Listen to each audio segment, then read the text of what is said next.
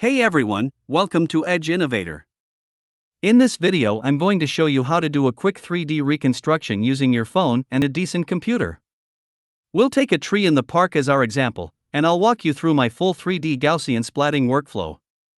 Here's what we'll need: a high-performance computer with a dedicated GPU, I'm using an A6000, and a smartphone.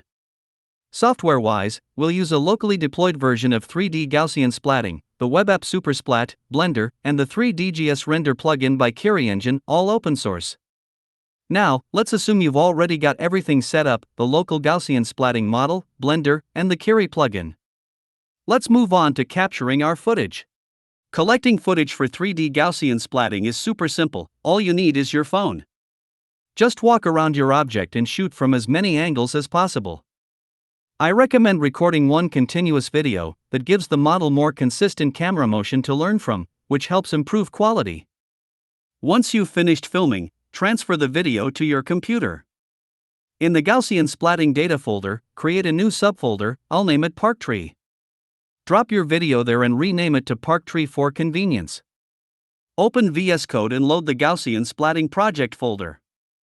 On the left panel, you'll see all the files. Find the script called trainvideo.py. Before running it, edit line 5 to point to your dataset's absolute path. Since we already renamed it, just change both instances to Park Tree. Now go ahead and run the script, and wait patiently. Depending on your video complexity and hardware, it might take anywhere from 1 hour to overnight. For me, this tree took about an hour. Once training is done, your VS Code terminal will show PSD:\Gaussian-splatting. Head over to the output directory. You'll find a new folder with a random name made of letters and numbers. Inside, open the folder named iteration 50,000. There you'll see a .py file. That's your point cloud. You might also see versions from iteration 7,000 or 30,000, but I usually go with the 50,000 one. Next up, some manual cleanup. Open SuperSplat in your browser and import the .py file we just generated. First, set the center size to 0 to make navigation easier. Then, in the XYZ views, rotate your model to the correct orientation.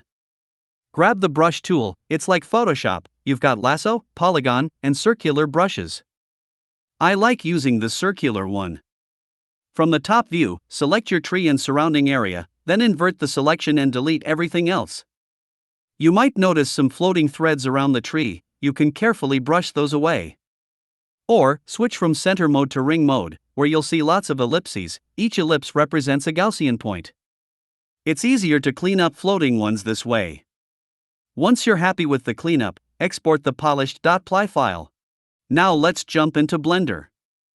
Enable the 3DGS render by CuriEngine plugin and import the clean .py file. I've already set up a circular camera path. Just adjust the camera angle as needed. Set your render parameters and output path, choose JPG format, check render animation and color pass, then hit the render button on the plugin. After about 30 minutes, your 300 frame animation sequence should be done. Next, combine those frames into a video right inside Blender. Just import the image sequence, set the output path, and render the final video. That's pretty much the whole 3D Gaussian splatting workflow. Before we wrap up, I want to share a few thoughts on the tools I've tried.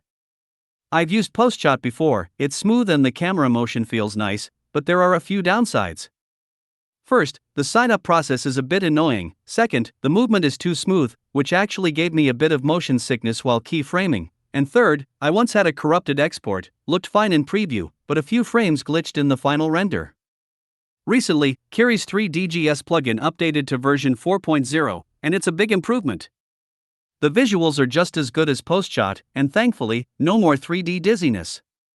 Curi's plugin can also edit .py point clouds, though for lighter and smoother editing, SuperSplat still feels faster. I'll include all the useful links below: how to deploy Gaussian splatting locally, how to use SuperSplat, and how to install the Blender plugin.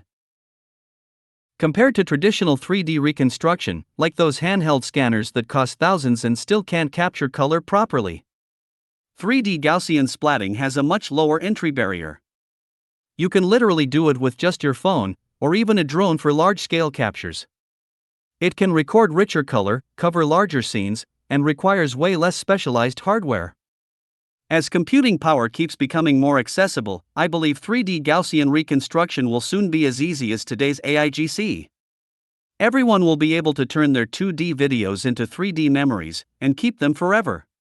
That's it for my 3D Gaussian splatting workflow. Hope you guys enjoy this video and thanks for watching.